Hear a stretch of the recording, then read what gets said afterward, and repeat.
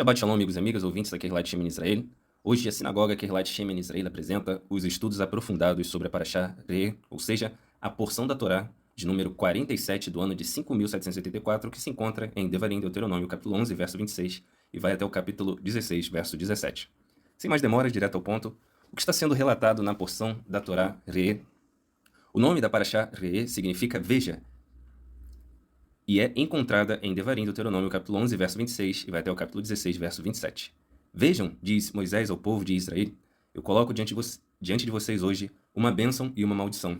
A bênção que virá quando eles, o povo de Israel, cumprirem os mandamentos de Deus, e a maldição se eles os abandonarem. Estas bênçãos e maldições devem ser proclamadas no monte Gerizim e no monte Ebal, quando o povo enfim cruzar para a terra prometida. Um templo, ou seja, um Beit, deve ser estabelecido no lugar que o Eterno apontar para fazer ali habitar o seu nome, onde as pessoas deverão trazer ali suas postagens ao Eterno, e ali, e somente ali. É proibido elevar as postagens ao Eterno em qualquer outro lugar. Contudo, é permitido abater animais em outro lugar, não como sacrifício, mas para comer sua carne. O sangue que no templo é derramado sobre o altar, no entanto, não pode ser comido. Continuando, um falso profeta ou alguém que induz os outros a adorarem ídolos deve ser morto. Uma cidade idólatra deve ser destruída. E os sinais de identificação para animais e peixes kosher, ou seja, peixes adequados para alimentação, e a lista de pássaros não kosher, ou seja, pássaros não adequados para alimentação, são repetidos. Por que repetidos? Porque eles são elencados primeiramente em Levítico, Vaikra, capítulo 11. E aqui, neste texto, na Parashá Re'eh, temos a repetição. Continuando, 1/10 de toda a produção deve ser comido em Jerusalém, em Jerusalém, ou então trocado por dinheiro com o qual a comida é comprada e comida lá, em Jerusalém. Em certos anos, esse dízimo é dado aos pobres. O gado primogênito e as ovelhas devem ser oferecidos no templo, no Mishkan, no Beit HaMikdash, e sua carne deve ser comida pelos Kohanim, ou seja, pelos sacerdotes. A mitzvah, ou seja, o mandamento, a ordenança da justiça social, obriga um membro do povo de Israel a ajudar alguém necessitado com uma doação ou empréstimo. No ano sabático, ou seja, que ocorre a cada 7 anos, todos os empréstimos devem ser perdoados, e todos os servos contratados devem ser libertados após 6 anos de serviço.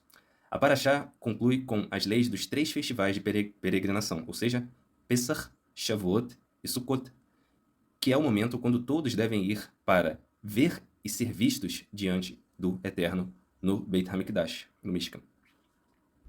Concluindo assim nossa introdução, vamos agora à primeira parte do nosso estudo, cujo título é Em Toda a Terra. Antes de mergulharmos nas profundidades da Parashá Re'eh, precisamos explicar as bases criacionais do homem e do mundo. Por que o mundo funciona da maneira que funciona? Porque as coisas foram arquitetadas do jeito que vemos. Acontece que o Eterno, o Deus de Israel, estabelece desde a primeira porção da Torá e também estabelece nas demais literaturas hebraicas e textos rabínicos os pilares, ou seja, as colunas da criação, o cronograma, o programa da criação. Isto é, de acordo com o Midrash, o que é o Midrash? É a literatura do povo de Israel que se propõe a explicar as profundidades das escrituras através de alegorias, através de parábolas. Isto é, de acordo com o Midrash, antes de criar o universo, o Eterno construiu 7 conceitos que permeiam toda a escritura, toda a Bíblia. O primeiro conceito é a Torá. Afinal, o mundo foi criado somente com o propósito de estudar a Torá, ou seja, a lei divina, e cumprir os seus ditames. Segundo conceito, a Teshuvá. A Teshuvá é o retorno ao Eterno, o arrependimento, a conversão. E a Teshuvá, ela foi concebida para manter a existência do mundo. Afinal, o mundo sem Teshuvá, sem retorno ao Eterno, sem arrependimento, inevitavelmente pereceria aos olhos do juízo do Eterno. O terceiro conceito é o Gan Eden. O Gan Eden, o paraíso, foi concebido a fim de assegurar um benefício para os tzadikim, os justos, os íntegros, as pessoas retas.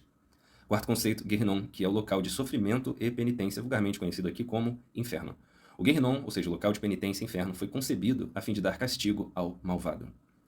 Quinto conceito, Kisser HaKavod, que é o trono de glória. O trono de glória foi concebido antes do universo a fim de manifestar a Kavod, ou seja, a glória do Eterno. Sexto conceito, o Beit HaMikdash. O Beit HaMikdash é o lugar onde a Shekhinah, ou seja, a divina presença, repousava permanentemente.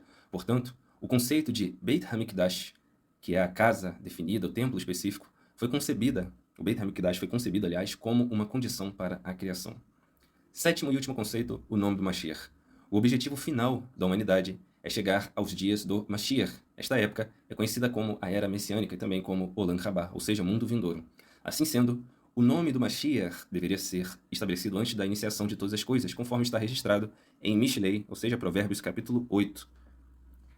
E a referência deste padrão, desses conceitos, está na literatura El Midrash disse, e também está presente nos comentários Por que Deus criou a luz?, na página 5 do Humash Gutenik, da editora Mayanot. Portanto, amigos, estas 7 criações, estes 7 conceitos em particular, dentre os inúmeros conceitos que existem na Torá, estes 7 conceitos em particular são vitais para a humanidade. Portanto, foram concebidos antes da criação. E estes 7 conceitos representam a base estrutural do roteiro do nosso mundo. Existe, amigos, um Shabat que precede Pesach.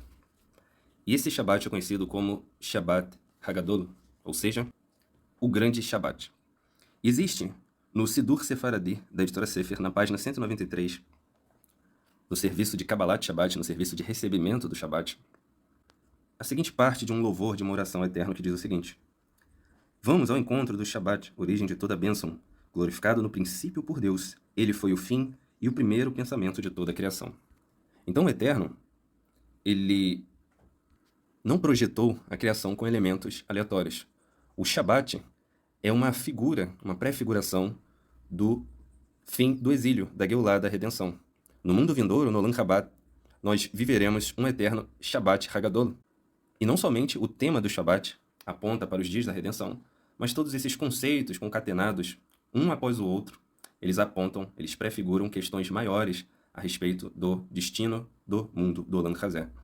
Tudo foi criado com um propósito maior, ou seja, cada ato do Eterno representa um plano dentro de um plano dentro de um plano. Assim sendo, vamos aos comentários do Humash, a Torá de Moshe, ou seja, é uma edição da Torá da editora Sefer, e o comentário em questão está na página 541, sobre Devarim, Deuteronômio, capítulo 12, verso 1. E estes são os estatutos e os juízos que cuidareis de cumprir na terra que o Eterno Deus de vocês e Deus de vossos pais vos deu para herdá-la por todos os dias que viverdes sobre a terra. Vamos ao comentário. No primeiro versículo deste capítulo 12, notamos uma particularidade. A expressão terra está repetida, mas uma vez se emprega a palavra Aretz e na outra Adamá. Com Aretz, a Torá se refere a Eretz, ou seja, a terra de Israel, enquanto Adamá significa toda a terra. A observância dos preceitos da Torá, exceto alguns, não se limita somente a Eretz Israel, ou seja, a terra de Israel, mas deve ser universal. Os povos da antiguidade acreditavam em deuses nacionais, ou seja, deuses territoriais, e cada estado possuía o seu deus particular. Esse deus teria jurisdição somente nele, e todos deviam cumprir os seus preceitos. O monoteísmo da Torá, na concepção da Torá, opõe-se completamente a essa ideia. Diante da pergunta, onde se encontra o Eterno, responde-se, onde ele não se encontra. E esta é a ideia central da Torá. Ele é o lugar do universo, mas o universo não é o seu lugar. Portanto, o conceito de um Deus nacional, estritamente nacional, é completamente absurdo. Conforme lemos, amigos, a Torá enfatiza que o Eterno é um, indivisível, incorpóreo e atemporal. Vamos agora a alguns versículos que montam essa realidade para nós. O primeiro deles está em Yeshayahu, Isaías, capítulo 6, verso 3, onde lemos: Kadosh, Kadosh, Kadosh, Adonai Tsevaot Meluch Haaretz Kevodo. E clamavam uns para os outros, dizendo: Kadosh, Kadosh, Kadosh. Ou seja, distinto, específico, é o Senhor dos Exércitos, toda a terra está cheia da sua glória. O próximo texto está em Salmos Terrilim, capítulo 104, verso 24. Ó Senhor, quão variadas são tuas obras, todas as coisas fizeste com sabedoria, e cheia está a terra das tuas riquezas. Próximo texto, Irmiyahu, Jeremias, capítulo 23, verso 23. Poderá alguém esconder-se sem que eu veja? Declara o Eterno. Não sou eu aquele que enche os céus e a terra? Repetindo, não sou eu aquele que enche os céus e a terra? Declara o Eterno. Próximo texto, Gênesis, Bereshit, capítulo 1, verso 2. Em princípio, criou Deus os céus e a terra. A terra, porém, estava sem forma e vazia, e havia trevas sobre a face do abismo. E o Ruach, o alento, o ímpeto de Deus pairava sobre as águas. Sobre Gênesis, esse último verso que acabamos de ler, alguém poderia dizer que acabamos de descrever um estado de caos absoluto. Mas segundo a Torá, isso não existe. Todo caos tem limites. Todo caos não é irrestrito. Ele não existe por si só. Ele não se criou sozinho. E ao contrário do que muitos pensam, ele não vai devorar o universo. Todo caos também foi arquitetado pelo Eterno. A gente observa nesse verso de Gênesis que o Eterno ele atua em algo vazio e disforme, e a partir dessa atuação, cria-se todas as condições para aquele recipiente, chamado Terra, receber a vida. Assim foi com os Shammai, ou seja, as dimensões superiores, as dimensões existenciais superiores, e assim também com a Terra. E não somente com a Terra. Assim funciona também conosco em situações macro e micro. O Eterno ele preenche todas as circunstâncias com os seus respectivos recursos para que a criação atinja o seu propósito. Assim como a Terra é um recipiente da vontade divina, o Basar, ou seja, a carne, é um recipiente para receber os níveis de consciência, vulgarmente conhecidos aqui como alma. O Eterno não preparou somente o mundo, mas ele preparou toda criatura, toda a criação para receber as capacidades para cada um cumprir suas respectivas missões no Olam Hazé, no mundo presente. Sejam filhos das trevas ou filhos da luz, seja uma missão de adversidade, seja uma missão de luz, tudo é comissionado, tudo é decretado pelo Eterno. O que ocorre aqui embaixo obedece fielmente o cronograma e o planejamento do alto, ou seja, o planejamento do Eterno. Todos nós, toda a criação, fomos intencionados, fomos planejados. E sobre esse planejamento, a dinâmica desse planejamento, nos adverte Shaul HaShaliach, ou seja, Paulo emissário, a respeito de fazermos uma leitura correta dos estágios e das situações da nossa vida. Ou seja, assim como estamos atentos às festas da Torá, os Moedim, as épocas demarcadas pela Torá, também devemos estar atentos às estações da nossa vida. Cada estação inspira uma responsabilidade. A respeito disso, vamos para as Escrituras, para o texto registrado em 1 Tessalonicenses, capítulo 5, verso 16, ou seja, primeira carta de Shaul HaShaliach, de Paulo emissário, para os Netzarim de Tessalônica. Diz o seguinte: estejam sempre alegres, nunca deixem de orar, sejam gratos em todas as circunstâncias, pois esta é a vontade de Deus para vocês no Mashiach Yeshua. Próximo texto, Efésios capítulo 6, verso 18, isto é, carta de Shaul HaShaliach aos Netzarim da cidade de Éfeso, capítulo 6, verso 18, que diz o seguinte: orem em todo o tempo no Ruach, com todo tipo de oração e súplica. Orem em todo o tempo no Espírito, com todo tipo de oração e súplica. E para isto, estejam atentos e vigiem com toda perseverança e súplica por todos os Kedoshim, por todos os Tzadikim, por todos os específicos, os distintos do Eterno. E quando Shaul HaShaliach fala com todo tipo de oração, ele estava falando da Hitbodedut, que é a oração, a prece espontânea. Ele estava falando da leitura dos Terrelim, dos Salmos. Ele estava falando também do serviço prestado ao Eterno com o sacrifício dos lábios, ou seja, a oração litúrgica. Em todos esses espaços de serviço ao Eterno, devemos estar perseverantes e clamando não somente por nós, mas também por todos os outros filhos da luz que nos acompanham nessa missão. Sobre isso dizia Rabbi Nachman de Breslev: é uma grande mitzvah, ou seja, uma grande ordenança, estar sempre alegre. Também está registrado no Pirkei Avot, na Ética dos Pais, no capítulo 4, verso 1.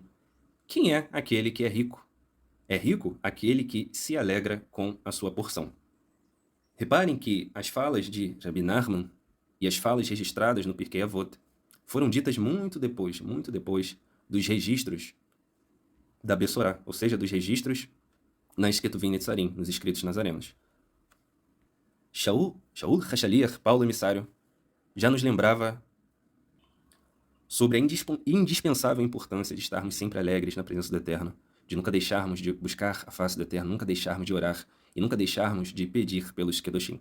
Isto, amigos, nos leva à parte 2 do nosso estudo, cujo título é Ser Visto pelo Eterno.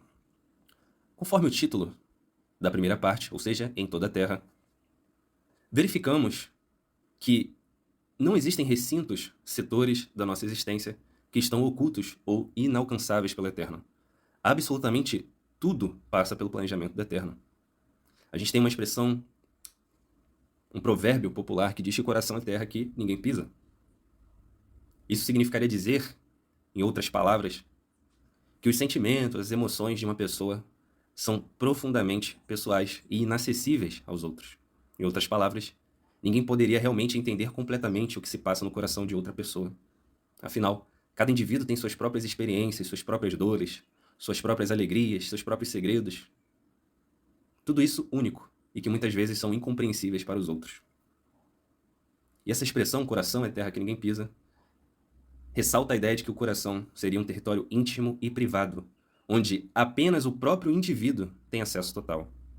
Isso nada mais é do que uma maneira poética de dizer que, por mais que tentemos, nunca poderemos conhecer completamente os sentimentos, os pensamentos mais profundos de uma pessoa. E fica a dúvida: será que ninguém conhece? O que temos segundo o Tanar, segundo a Escritura, segundo a Bíblia?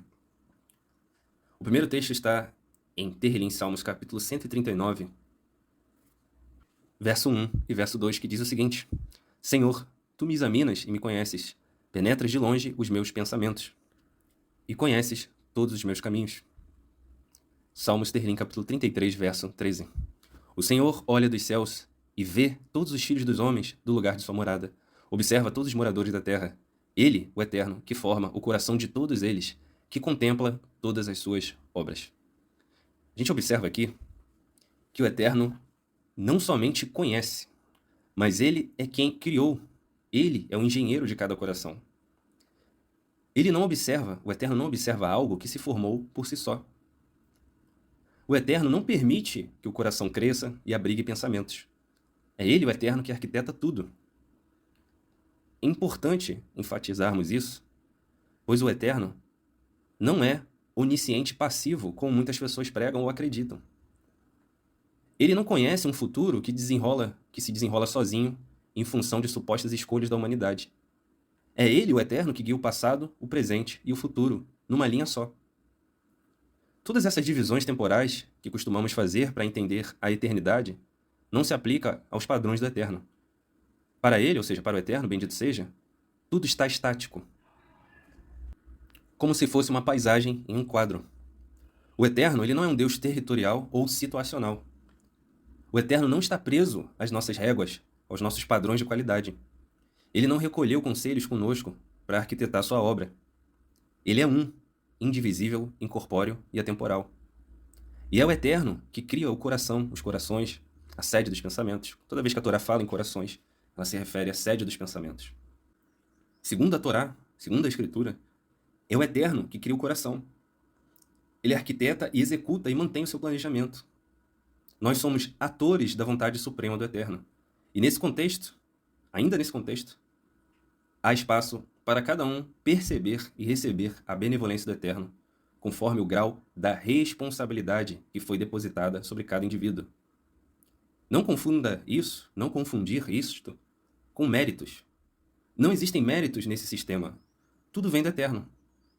Porque dele, por ele e para ele são todas as coisas. Ainda sobre o coração, sobre a dinâmica da sede dos pensamentos, vamos a alguns versículos, alguns versos da Torá, das Escrituras da Bíblia, a respeito desta realidade. Irmiarro, Jeremias, capítulo 17, verso 9. Enganoso é o coração, mais do que todas as coisas, e desesperadamente corrupto. Quem o conhecerá? Eu, o Eterno, esquadrinho o coração e provo os pensamentos. E isto faço para dar a cada um segundo o seu proceder, segundo o fruto de suas ações. Divrei Hayamim Bet, ou seja, 2 Crônicas, capítulo 16, verso 9. Pois os olhos do Eterno estão atentos sobre toda a terra, para mostrar-se forte para com aqueles cujo coração é totalmente voltado para ele. Tehillim, Salmos, capítulo 33, verso 18. Eis que os olhos do Eterno estão sobre os que temem e sobre os que esperam na sua misericórdia. E esse Tehillim traz a reflexão a todos nós. Pelo que e por quem estamos esperando? No que ou em quem temos depositado a nossa confiança? Tehillim, Salmos, capítulo 34, verso 15. Os olhos do Senhor estão sobre os tzadikim, os justos, os retos, os íntegros, e os seus ouvidos atentos ao seu clamor. Provérbios, Mishlei, capítulo 15, verso 3. Os olhos do Eterno estão em todo lugar, observam tanto os maus como os bons. Observe que trouxemos nesta Parashá o fato de que o Eterno é incorpóreo. Entretanto, os textos que acabamos de ler falam de olhos, de ouvidos do Eterno. E essa figura de linguagem, ela traz uma reflexão ainda mais profunda. Sabemos que o Eterno não tem olhos, não tem ouvidos. A reflexão presente nesses textos está sobre a questão da recompensa do mérito. E estes conceitos, isto é, de recompensa, de mérito, estão totalmente desalinhados com a Torá, com a lei divina, porém são amplamente divulgados. Divulga-se a conceituação, a opinião de que se fizermos X coisas, o Eterno tem como que uma dívida conosco e ele passaria a nos dever bênçãos, passaria a nos dever supostas recompensas em função da nossa obediência, em função dos nossos supostos méritos. O mérito é aquela ideia infantil que faz com que o indivíduo pense que ele tem créditos com o Eterno, que ele tem créditos na casa. Porém, o eleito do Eterno, Filho da Luz, a cada dia vai tomando consciência da sua posição totalmente dependente e miserável diante do Eterno. Ele tem consciência que ele não escolhe nada, ele não tem livre arbítrio. Ele é um alvo da misericórdia e da benevolência do Eterno. É o Eterno que coloca até mesmo as palavras com as quais pedimos perdão a Ele em nossas bocas. Daí então, uma vez conscientes disso, passamos a entender quem é o verdadeiro dono do quartel, quem é o verdadeiro dono da repartição, o verdadeiro dono da escola, do hospital, da plataforma de petróleo, da tribuna, da fábrica, e assim, infinitamente e sucessivamente. Isso se ramifica para todos os setores da vida. E a partir daí, então, o eleito do Eterno, o Filho da Luz, consegue elevar e planificar cada recinto da sua vida. De que maneira? Com a dose certa de medo, ou seja, de Norah Hashamayim, de medo dos céus, de temor aos céus e amor pelo Eterno. Os olhos do Eterno estão atentos às ações do homem, e cada qual recolherá o fruto de suas ações. Entretanto, nenhum destes textos fala de escolha, de autonomia, de livre-arbítrio. Todos esses textos que acabamos de ler, em Irmiarro, Crônicas, Salmos, Provérbios, eles apontam para uma realidade anterior registrada em Shemot, Êxodo, capítulo 33, verso 19, onde lemos o seguinte: Terei misericórdia de quem eu quiser ter misericórdia, e terei compaixão de quem eu quiser ter compaixão. Como sempre trazemos nas demais parashot, o critério é do Eterno, o controle é do Eterno. É o Eterno quem distribui as ações e as consequências, os castigos e as benevolências. Isso, amigos, nos leva à terceira parte do nosso estudo, cujo título é Ver e Ser Vistos diante de Deus. Conforme falamos na nossa introdução, havia um momento designado para todos os membros do povo de Israel estarem diante do Eterno, no tabernáculo, no Mishkan, no Beit HaMikdash, na casa distinta, no templo distinto. E esses momentos eram Pesach, Shavuot e Sukkot, 3 festas demarcadas na Torá. 3 estágios distintos, onde todos deveriam estar presentes para ver e serem vistos diante do Eterno. Essa responsabilidade, esse local de encontro, não é somente uma questão de dinâmica territorial, porque o Eterno não é um Deus territorial. Esse local de encontro aponta para a nossa responsabilidade no Olam Hazé, no mundo presente. Não é morrendo que conheceremos o Eterno. Ao contrário do que muitas pessoas pensam, não é no momento da morte que conheceremos o Eterno. Essa busca, esse esforço de buscar a face do Eterno deve ocorrer durante toda a nossa vida. E por que isso? Porque os olhos do Eterno, conforme lemos, estão em todo lugar. Ou seja, a sua zona de influência está em todo lugar. Não tem nada impossível fora dos domínios do Eterno. A sua kavod, a sua glória, enche a terra. Ele, o Eterno, arquiteta os corações. Ele arquiteta as ações. E o nosso papel nisso tudo é o seguinte: precisamos melhorar enquanto indivíduos da melhor maneira possível, dentro do tempo possível, aumentando a qualidade do nosso trabalho, da nossa atuação. Você já entende que você faz parte de um roteiro. Converse então com o roteirista. Esse é o nosso papel. Observar o Olam Hazé, o mundo presente, e trabalhá-lo de forma que o mundo presente, o Olam Hazé, dê lugar ao Olam Habá, o mundo vindouro. A Hassidut, o Hassidismo, que é o movimento dos judeus pietistas do leste europeu, nos conta que as Neshamot, as almas, e as boas ações, como todas as demais coisas, estão contadas, e que quando elas atingirem um determinado número, a redenção, a Geulah, virá. Por isso, o foco da Torá em boas ações, no estudo da Torá, na esperança nacionalista messiânica, no crescimento familiar,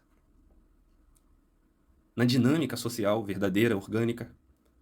É preciso que todos nós, todos os filhos da luz, vejamos e sejamos testemunhas das obras de Deus. É preciso que não somente sejamos vistos pelo Eterno, que vê todas as coisas, mas que também possamos pedir ajuda ao Eterno para que Ele possa expandir a nossa visão a respeito da realidade. Para que nenhum de nós, em qualquer lugar que esteja, nas terras da nossa dispersão, nas terras do nosso exílio, para que nenhum de nós sejamos atingidos pelos flagelos da ignorância. Lembrando que o ignorante não é uma pessoa burra ou incapaz. O ignorante é aquele que ignora todos os lados da situação. Aliás, um lado da situação em detrimento de outro. O ignorante ele se apega ao que é mais digerível para ele, o que é mais fácil de engolir. Todas as outras coisas que parecem de difícil compreensão, que não acrescentam benefícios, são imediatamente descartadas pelo ignorante. E nesse esforço de ver e sermos vistos diante de Deus, não podemos abrir mão da qualidade do nosso serviço, do nosso Avodat Hashem, do nosso serviço aos Shamayim, do nosso serviço aos céus, do nosso serviço ao Eterno. Conforme está registrado em 1 Kefa, 1 Pedro, capítulo 12, capítulo 2, verso 12, onde lemos: vivam entre os idólatras de maneira exemplar, para que, naquilo em que eles os acusam de praticarem o mal, observem as boas obras que vocês praticam e glorifiquem a Deus no dia da sua intervenção. Muitas das ações dos eleitos dos filhos da luz, que têm como padrão a Torá, são repudiadas como coisas vis pela sociedade maior. Entretanto, na medida que o eleito avança nesse programa do Eterno, a sua luz vai se tornando mais intensa, mais assertiva, e ele vai iluminando a escuridão da sociedade com a sua atuação, de maneira que fica impossível negar a sua contribuição. Repetindo, vivam entre os idólatras de maneira exemplar, para que naquilo em que eles os acusam de praticarem o mal, observem as boas obras que vocês praticam, e então glorifiquem a Deus no dia da sua intervenção. Próximo texto, Hebreus, capítulo 13, verso 7. Lembrem-se dos seus líderes que lhes falaram a palavra de Deus. Observem bem o resultado da vida que tiveram, e assim imitem a sua emuná, a sua fé. Próximo texto, Eclesiastes, Kohelet, capítulo 9, verso 10. Tudo o que a tua mão encontrar para fazer, faze-o de acordo com faze-o com toda a tua força, pois na sepultura para onde vais, não há atividade, nem planejamento, conhecimento ou sabedoria. Repetindo, não há atividade, planejamento, conhecimento ou sabedoria. Por isso a importância de reconhecer cada etapa, cada recinto da nossa vida. Próximo texto, Provérbios, Mishlei, capítulo 3, verso 5. Confie no Eterno de todo o seu coração, e não se apoie em seu próprio entendimento. Reconheça o Eterno em todos os seus caminhos, e ele endireitará as suas veredas. Reconhecer o Eterno em todos os nossos caminhos é abraçar o real alcance da soberania divina, sabendo que não existem recintos, não existem caminhos que não sejam contemplados, projetados pelo Eterno. Existem esforços inúteis, onde certos indivíduos, grupos, pessoas e instituições tentam alienar o Eterno do processo, tentam encaixotar o Eterno de maneira que ele fique longe de certos circuitos, quando, na verdade, estas pessoas são encaminhadas pelo próprio Eterno a pensarem assim. Uns, sendo filhos da luz, trabalharão essa carga adversa em suas vidas, e seu último estágio será melhor que o primeiro. Outros, de maneira fatalística, não conseguirão, não foram projetados para superarem nada. Serão atropelados pela carga de adversidades que o mundo, o Olam Hazé, contém. Por quê? Porque eles próprios são agentes do adverso. Eles nasceram com esse design e este propósito. Todas as coisas relacionadas à justiça, ao bem, ao Eterno, à Torá, aos mandamentos, lhes são totalmente estranhas, inconcebíveis, intragáveis. E eles não subsistirão, conforme está registrado na Escritura a respeito dos maus. Existem aproximadamente 152 versículos que falam sobre a aniquilação total dos maus. Por isso, a necessidade inexcusável do eleito de reconhecer o Eterno em todos os seus caminhos. O momento é hoje, o momento de fazer a techuvá, de retornar ao Eterno, de se arrepender genuinamente, de maneira verdadeira, é agora. E isso, amigos, nos leva à parte 4 do nosso estudo, cujo título é Vivendo uma Vida Exemplar. Há muitos que pensam que viver de maneira exemplar é viver de maneira caricata, onde se veste a roupa de um personagem social, a roupa de uma religião XYZ, e procura-se viver na sociedade da maneira menos ruidosa possível. Desta forma, sem nenhum desgaste, ninguém vê quem é quem. Ninguém vê como esse personagem, essa caricatura, se comporta diante, por exemplo, das situações de raiva, diante das situações tensas, diante das questões políticas, diante da família, diante de economias, diante de objetivos. Lembremos que o Eterno não fez uma religião. Ele criou um povo, uma cultura. E isso sim é o remédio para todo religare, para toda religião. O que é a religião? Do latim religare, é um esforço institucional de se vincular novamente ao Eterno, pelo prisma do homem. Porém, a Escritura, a Torá, o Tanar, a Bíblia, não lida com esses valores. O Eterno é do critério. O Eterno é o responsável pelo critério. Conceitualmente falando, uma religião é um braço dogmático que tem como objetivo principal, um objetivo político, criar currais de dominação. A loucura idólatra da religião que existe no coração dos líderes dialoga com a loucura subserviente idólatra daqueles que seguem religiões. É uma simbiose maligna. Um atrapalha, atrasa a vida do outro. E vamos que vamos. Ninguém para refletir, conforme Irmiarro, Jeremias 10, conforme Eshaiarro, Isaías, capítulo 42, sobre o tamanho da nocividade, o tamanho do estrago que a idolatria, que a religião cria na cabeça do homem, na cabeça da humanidade. Hasbe Shalom, que o Eterno nos livre. Porque a idolatria, a religiosidade, não é algo caricato, somente vinculado a imagens, ou instituições, ou falsos deuses.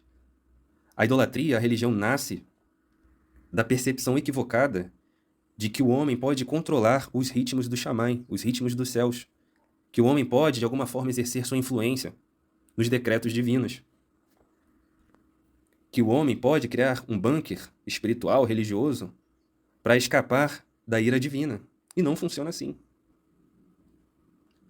E a Torá nos dá o parâmetro para vivermos uma vida, de fato, exemplar, segundo a Torá, segundo a lei divina, segundo os mandamentos. O primeiro texto está em Provérbios, Mishlei, capítulo 11, verso 25, que diz o seguinte: a alma, os níveis de consciência generosos, prosperará, ou seja, a alma generosa prosperará. E quem dá alívio aos outros, alívio receberá. Tenhamos cuidado, toda idolatria, todo comportamento sectário, secreto, disfuncional, inorgânico, produz pessoas e grupos semelhantes a um lápis. Um lápis bonito e sem uso, que jamais foi apontado, jamais foi usado. Que com o passar do tempo, devido à sua inutilidade, apodreceu. Por isso está registrado em Eclesiastes, Correlet, capítulo 4, verso 9. É melhor ter companhia do que estar sozinho, porque maior é o fruto do trabalho de duas pessoas. Se um cair, o amigo pode ajudá-lo a levantar-se. Mas pobre do homem que cai e não tem quem o ajude a levantar-se. Yaakov, Tiago, capítulo 2, verso 7. Em tudo seja você mesmo. Aliás, Titus, livro de Tito, que está na Bessorá, nos Ketuvim Netzarim, ou seja, nos escritos nazarenos, capítulo 2, verso 7. Em tudo seja você mesmo um exemplo para eles, fazendo boas obras. Em seu ensino, ou seja, na sua orientação, mostre integridade e seriedade. Use linguagem sadia, contra a qual nada se possa dizer, para aqueles que se opõem a você fiquem envergonhados por não poderem falar mal de nós. Próximo texto, Yaakov, Tiago, capítulo 3, verso 2. Todos nós tropeçamos de muitas maneiras. Porém, se alguém não tropeça no falar, tal homem é perfeito, sendo também capaz de dominar todo o seu corpo. Aqui é algo muito interessante, porque a Escritura nos diz que todos pecaram e destituídos foram da kavod, da glória do Eterno.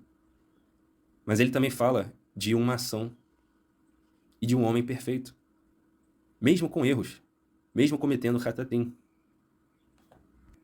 Por quê? Porque o projeto do Eterno, a engenharia do Eterno, o código do Eterno é perfeito. Mesmo com os níveis baixos do código, mesmo com as adversidades, mesmo com as questões da vida em relação ao sofrimento, a erros, a pecados, tudo isso está previsto. Mas o homem perfeito, segundo Yaakov, Yeshua, Tiago, Yaakov, irmão de Yeshua, essa perfeição no design, no projeto, ela tem o seu start, o seu início. Quando uma pessoa, homem ou mulher, de qualquer cor, nacionalidade, pobre ou rico, começa a refrear a sua língua e não tropeça no falar. E essa pessoa passa também a ser capaz de dominar todo o seu corpo. Ou seja, ter temperança, domínio próprio. Lembremos sempre, quando você parte para as vias de fato com alguém, quando você dá um murro, uma cadeirada, esse ato ele diz mais sobre você do que sobre o ofensor. E quando Yaakov Tiago diz, se alguém não tropeça no falar, ele não está falando estritamente de evitar falar coisas ruins ou mentirosas, mas sim também de falar coisas boas. Não tropeçar no falar é usar a boca para reconhecer o Eterno em todos os nossos caminhos. Não tropeçar no falar é começar desde já a banir certas conceituações, certas palavras, certas frases da sua vida que não fazem parte da estrutura criacional do Eterno. O próximo texto está em Filipenses, ou seja, carta de Shaul HaShaliach, Paulo emissário, aos Netzarim da cidade de Filipos, capítulo 2, verso 14 até o 15. Façam tudo sem queixas nem discussões, para que venham a tornar-se puros e irrepreensíveis, filhos de Deus, inculpáveis no meio de uma geração corrompida e depravada, na qual vocês brilham como estrelas no universo. Sobre queixas e discussões, tem uma paraxá disponível aqui no nosso canal, chamado As Cobras que Falam e Murmuram. Não deixe de escutá-la para você entender a dinâmica nociva das queixas e reclamações. Repetindo, façam tudo sem queixas nem discussões, para que venham a se tornar puros e irrepreensíveis, filhos de Deus, inculpáveis no meio de uma geração corrompida e depravada, na qual vocês brilham como estrelas no universo. Então existem critérios para que alguém seja reconhecido como filho de Deus. Você já reparou como certos atores sociais, às vezes os atores mais tortos da sociedade, batem no peito e dizem: eu sou filho de Deus. Eu também sou filho de Deus. Enquanto isso, a Escritura demonstra claramente que existem critérios, existem condicionalidades, existem trajetórias e ações para que alguém seja de fato reconhecido como filho de Deus, para que alguém seja reconhecido como alguém puro e irrepreensível. O reino dos céus, o Malhut Hashamai, não é bagunça. Bavel, Babilônia, Avodazará, idolatria, é bagunça. Lá sim. Lá, indiferente de quem você seja, você pode ser autoproclamado filho de Deus. Mas segundo a Torá, segundo os mandamentos, segundo a lei divina, existem condições. E o eleito do Eterno, Filho da Luz, não ignora estas condições. Por isso está registrado em Lucas capítulo 2, verso 52. E crescia Yeshua em sabedoria, estatura e graça diante do Eterno e dos homens. E este verso de Lucas, de Luke, destaca o crescimento equilibrado do Mashiach, de Yeshua, em todas as áreas da vida, tanto em relação às questões transcendentais, em relação às questões do alto, quanto socialmente, servindo como um exemplo de como devemos, cada um de nós, buscar viver de maneira exemplar diante de Deus e das pessoas ao nosso redor. O que nos leva, amigos, à conclusão do nosso estudo, cujo título é Os Estágios Iniciais da Criação. Conforme lemos alguns minutos atrás, e a terra estava sem forma e vazia, e a terra era sem forma e vazia, e havia trevas sobre a face do abismo, e o Ruach, o Espírito de Deus, se movia sobre a face das águas. Apesar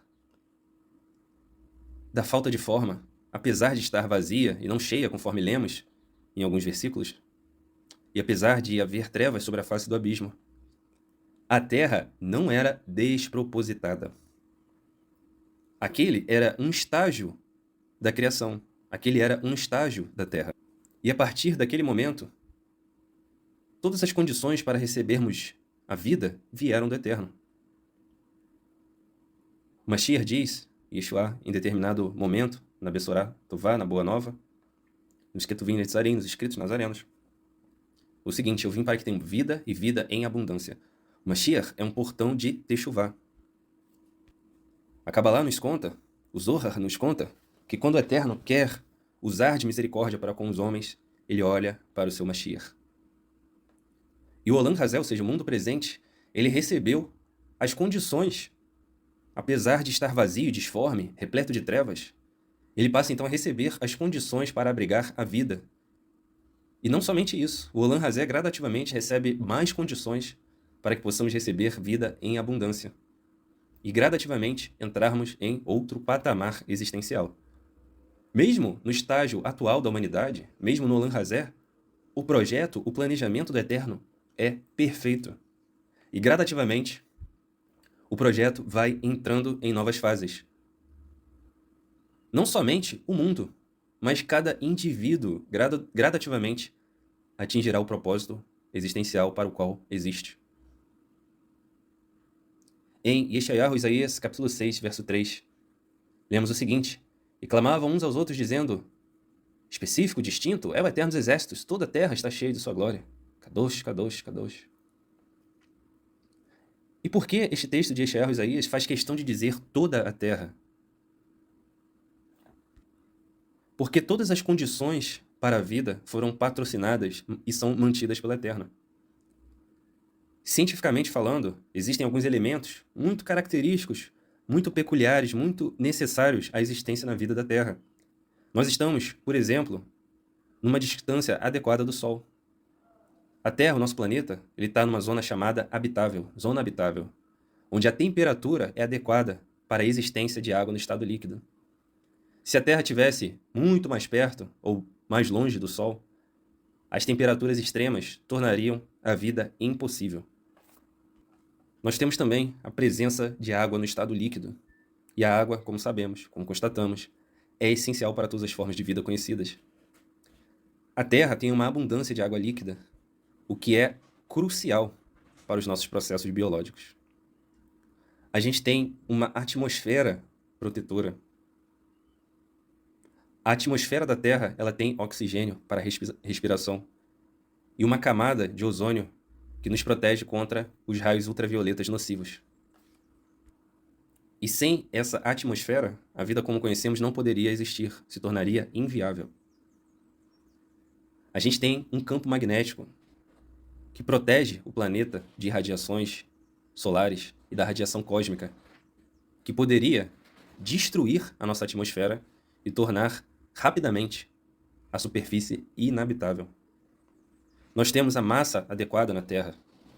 A massa que nós temos, ela é suficiente para manter uma atmosfera estável, essencial para a nossa respiração, para a nossa proteção. A gente tem um substrato rochoso. E esse substrato rochoso, ele suporta a vida. É ele que permite a formação de solos férteis. Se a composição da Terra fosse outra, sofreríamos de inúmeras formas. Se não houvessem, por exemplo, metais preciosos, certos metais preciosos, a dinâmica tecnológica não seria viável. Viveríamos uma eterna era das pedras.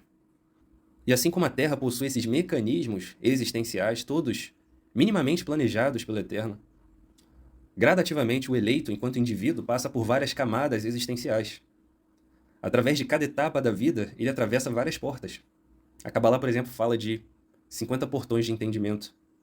E em Mishlei Provérbios, a Bíblia fala de uma luz que vai brilhando cada vez mais intensamente até ser dia perfeito. Ou seja, até atingir a plenitude, até atingirmos, de um panorama geral, a Geulah, a redenção, o fim do exílio, o fim da diáspora. E o que isso quer dizer de maneira prática? Isso quer dizer, amigos, que todos os recursos existenciais para a nossa subsistência estão aqui. Assim como as camadas e os recursos do nosso planeta possibilitam a vida, as camadas de sofrimento pelo qual o eleito passa extraem do eleito do Eterno, do Filho da Luz, ações concretas e transformadoras no mundo físico, no Olam Hazé.